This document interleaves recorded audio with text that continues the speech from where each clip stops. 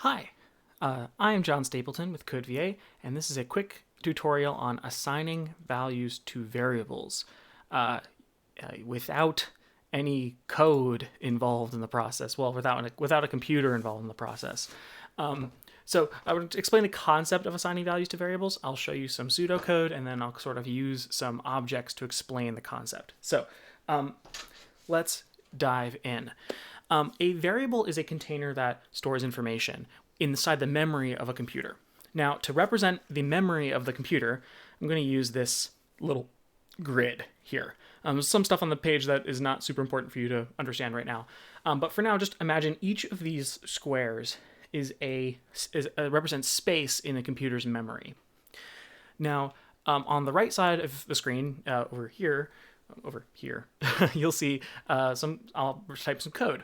And what I'm going to do in this program is assign value to one of the spaces in the computer's memory by creating a variable. To create a variable using pseudocode, I have to tell the computer what type of data the variable will contain. So in this case, I'm going to make an integer variable. And then I have to provide the name for the variable. So when the computer reads a line of code like this, what it's going to do is create a little container, and it's going to put data in that container. Now, there's no directions to put information in this container yet, but so I'm just going to leave it empty. But then I also have to give it a label. So I'm going to grab my label from over here. A little tricky to pick it up. There we go. So I have a container, and it's labeled with the name data. And I'm going to put it in the computer's memory. It's going to take up space there. So now this is the state of my computer. It has a variable named data. It doesn't have any information in it right now. It's just empty. So what I'll do now is add some information. This is called assigning data. Assigning information to a variable. The variable is named data, and I'm assigning it a value of 5. So I'm going to go grab my data here. I'm using beans for this. So I've got some, oh no, I dropped a bunch of beans. I got a bunch of beans over here, and I'll grab 5 of them. Yeah, that's 5. Perfect.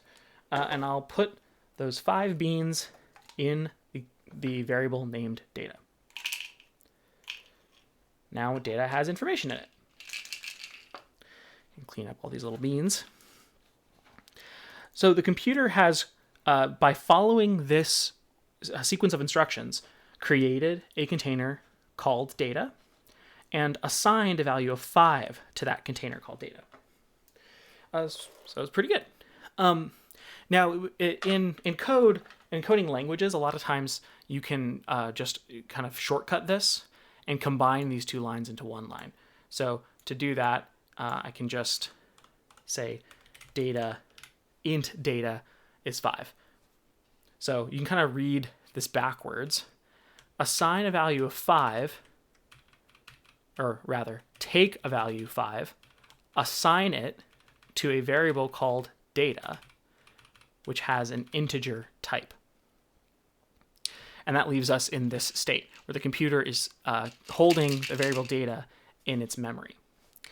Now, what I can do with this variable is I can have the computer change the value there. If I, for example, reassign the data variable and give it a new value, the computer is going to take the data in this variable and it's going to discard it. It's going to leave.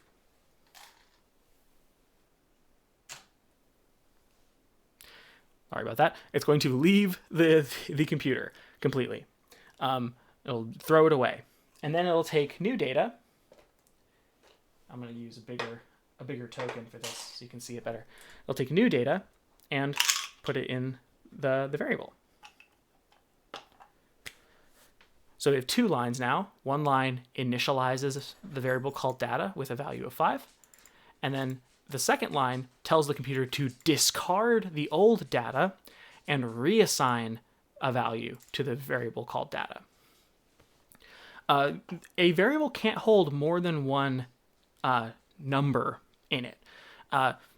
So when I tell the computer to reassign the value of a variable, it discards the old value and puts a new value in there.